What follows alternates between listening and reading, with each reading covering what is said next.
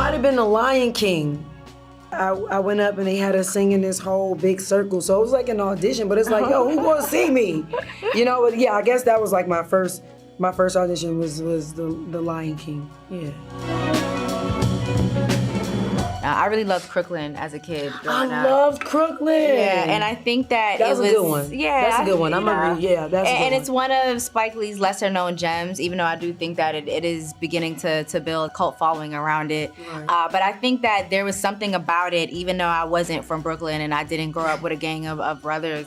I think something about it was the first time that I felt like I saw myself represented in a way that was significant, and just even the people, like the neighborhood, the other kids. There was something about that story that I felt like I really identified with and represented the world that I knew in a way that was clear and specific and special. Before I even knew I wanted to be a filmmaker, I knew that I wanted to be able to celebrate these aspects of the world.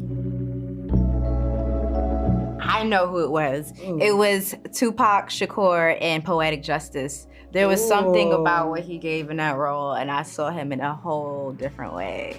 But I have to say, my first movie crush was Shia LaBeouf. Really? In which role? In Transformers? And what? I loved Shia LaBeouf so much, and it's so crazy because I had seen him in Even Stevens, but of course he was like goofy, so I never really paid it no mind. But it was Transformers. Okay, Shia. Carlitos! Yeah, I was an extra in that. Word. Oh, cool. Yeah, that was Spike Lee joint. Oh man, I would love to find that. We gotta find you in there. Well, I think the first thing that I filmed would go back to film school. It was a silent, you know, we start with silent movies, and I filmed one of my closest friends at the time, and he was dancing, so it was kind of like him dancing around the city, but it was like him being inspired by his environment. The first hard one I want to say was just Inez as a whole. This has been the most challenging, emotionally challenging roles. I think the first challenging scene is difficult. I think